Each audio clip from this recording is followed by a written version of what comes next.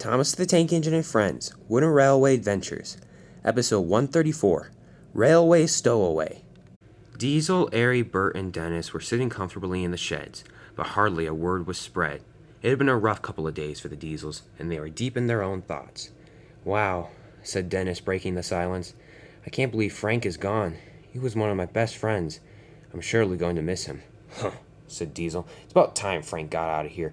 I knew he wasn't strong. He was weak from day one." "Agreed, sir," said Bert. "Excellent," said Diesel. "Dennis, is there something you want to tell us here?" No, said Dennis. I like staying in the sheds here. It's just, I miss Frank." "I understand," said Airy. "Frank was one of my good friends too, but if he doesn't believe in the way we do, then, well, there's nothing that we can do."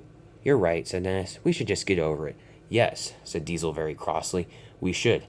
Anyway, let's all get a good night's rest. We don't know what tomorrow's going to hold, and hopefully there won't be any surprises." "Agreed," said the Diesels in unison. "Right, that's settled," said Diesel, and with that the Diesels were asleep. Just then, however, Dennis heard a purring noise. Said Dennis. "Do you guys hear that?" "Hear what?" said Airy crossly. "I'm trying to sleep." "Oh, never mind," said Dennis. I was probably just a figment of my imagination." And with that, the Diesels went back to sleep. The purring noise grew louder. "All right," said Bert. "Dennis isn't lying. I hear it as well." Diesel was cross. "Can we please get to sleep?" he said. "Well, why would a Diesel be out this late on the Island of Sodor? It's probably just Daisy taking the midnight milk, or something like that," said Diesel crossly. "Can we please get to sleep?" "All right," said Dennis. "Hey, there it is again." And Dennis was right. Even Diesel heard it this time. "Oh, fine," he said. "I guess I better go and investigate." And Diesel rolled out of the shed. "Oh," he said, "my aching wheels. I haven't been out in forever." Diesel wandered down the line, but he didn't see anything. There's no Diesel down here." Just then the purring noise came from behind him, and it stopped suddenly. "Did you hear that, Diesel?" said Airy. "Yes," said Diesel crossly. "I heard it." "His engine stopped," said Bert. "Now's your chance to get him." "Fine, all right," said Diesel. He turned around and began to head up the other line, and soon he ran into a very unfamiliar Diesel. "Who are you?" asked Diesel. "Nobody," said the Diesel, very concerned. "You have to be somebody," said Diesel. "What's your name?" My name's Paxton." "Oh, hi, Paxton. Are you new to the Island of Sodor?" "Kinda," said Paxton. No, don't worry about that," said Diesel. "Come back to the shed and explain it to the others." "All right," said Paxton, still very uneasy. The two Diesels headed back to the sheds. Since Frank was gone, Paxton got Frank's spot.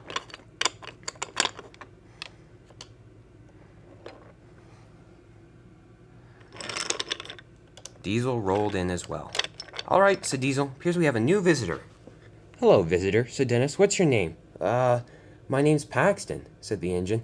"Well, nice to meet you, Paxton," said Airy. "What brings you to the Island of Sodor?" "Well, I don't know. Well, Sir Topham Hatt's very picky about his engines," said Bert. "You would have had to have come to the Island of Sodor for a reason." "Well, that's what I need to talk to your fat control—" "Sir Topham Hatt to you," said Dennis very quickly. The Diesels glared at him. Yes," said Paxton. "You're, Sir Topham Hatt. I need to talk to him about this." "What do you need to talk to him about?" asked Diesel. "You see, I'm not really a new engine here on Sodor. I'm kind of a stowaway." "A stowaway? From where?" The other railway." The Diesels gasped. "You're from the other railway?" said Airy. "Yes," said Paxton. "I am. I came through those buffers over there a few minutes ago. I was hoping to find Sir Topham Hatt so I could talk to him about this, but he doesn't appear to be around." "He isn't," said Diesel. "It's very late at night, and you wouldn't make any new friends by disturbing him this late." "That makes sense," said Paxton.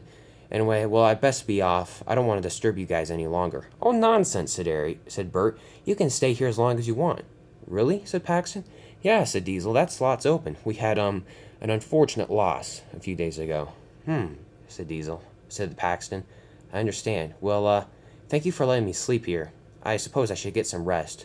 When your Sir Topham Hatt, if that's his name, comes and visits tomorrow, I want to be looking my best." "Thank you for the opportunity to sleep here," said Paxton, and with that he rolled back in the shed and the door closed. The Diesels were a bit shocked. They thought Paxton was going to tell a story. "Never mind about that," said Dennis. "We should probably get some rest too." "You're right," said Diesel, "and Sir Topham Hatt surely won't be happy when he realizes a Diesel from the other railway is on the Island of Sodor."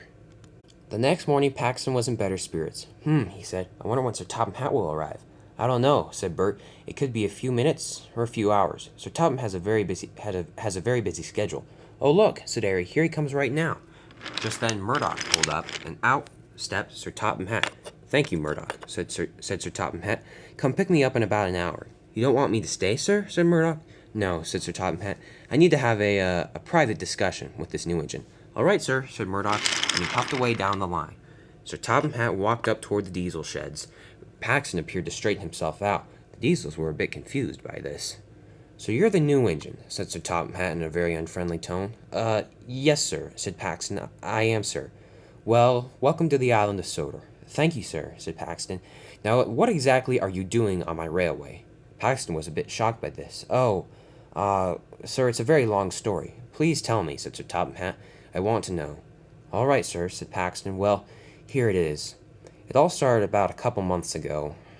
A very troublesome diesel arrived on the other railway, and along with him came a lot more troublesome diesels. Said Diesel. Could it be? Yes, said Sir Topham Hatt. I know exactly who you're talking about. You do? Said Paxton. You know the diesel with the claw? What's his name? Stop right there, said Sir Topham Hatt. Please do not say his name. Oh, sorry, sir, said Paxton. I didn't mean to. That's fine, said Sir Topham Hatt. It's just, well, he and his comrades attempted to take over my railway. Keyword attempted. Oh, said Paxton. I see. Well, anyway, from the moment they arrived on the other railway, they've been nothing but trouble. I can understand that, said Sir Topham Hatt. Yes, said Paxton, and about a week ago, they launched a revolt against the railway owner. Really? Said Sir Topham Hatt. Yes, said Paxton. Unfortunately, it was a complete success. The railway owner had to step down. Well, who's running the other railway right now? Said Sir Topham Hatt. That's the problem. Nobody is. You mean it's anarchy? What's anarchy? Asked Dennis. It means that nobody's in charge, said Paxton. Yes, said Sir Topham Hatt. Well, that's quite unfortunate, Paxton. Yes, said Paxton. Well, sir, let me just explain myself. I'm a very hard-working engine. I don't like to be lazy, and I want to be really useful. The Diesels were a bit shocked by this. You mean you don't like sitting in the shed? But Sir Topham Hatt cut him off. Paxton, he said. That's very good. I enjoy engines like that. But I'm very sorry to say that, I can't have you on my railway. Paxton's face dropped. Are you sure, sir? Yes, said Sir Topham Hatt. I don't have any openings right now. Oh, well, I'm sorry, sir, for the inconvenience. I thought I would just come over to the other railway because I didn't like what was happening on the other railway. Oh, said Sir Topham Hatt. Well, Paxton, I'm very sorry. I wish there was something I could do. Yeah, said Paxton sadly. Me too. Well, you Diesels have a fun day sitting in the shed. Goodbye, said Sir Topham Hatt. I have more important matters to attend to. And with that, he walked away. Paxton grew very sad. Well, that's all right, Paxton, said Diesel.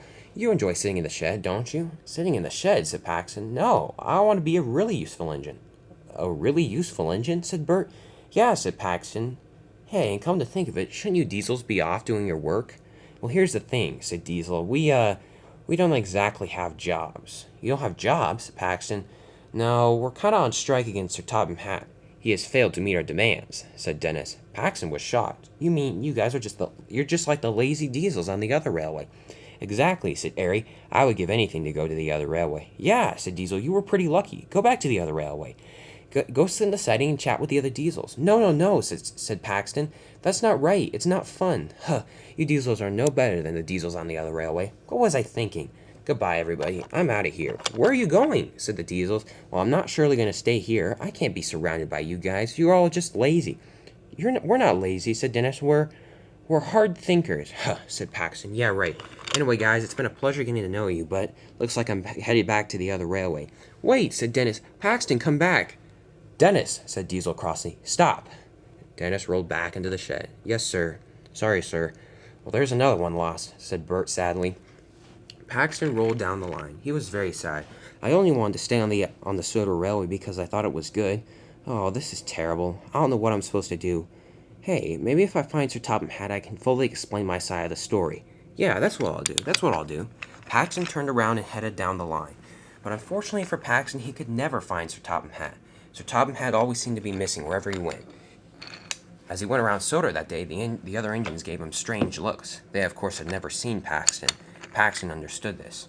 Unfortunately, by the end of the day, Paxton had not found Sir Topham Hatt. Oh, bother, he thought. I guess it's time that I leave. Sir Topham Hatt won't want me on his railway any longer. And with that, he began to go around the loop to the magic buffers. It was now in the dead of night. Well, the Island of Sodor surely is pretty. The field over there with the cows is nice. If only I could stay here longer. Paxton was beginning to go down the line when he stopped. He saw something in the distance. He didn't know what it was. "What's going on?" said Paxton. He rolled up slowly and stopped. He could barely hear Sir Topham Hatt's voice in the distance. "Attention, gentlemen," he said. "I want these buffers destroyed." "Really?" said the workman. "You really want them destroyed, sir?" "Yes," said Sir Topham Hatt. "From the moment they've been built, there have been nothing but trouble. Between Diesel 10, Lady, Thomas, now the other railway, it's just too much."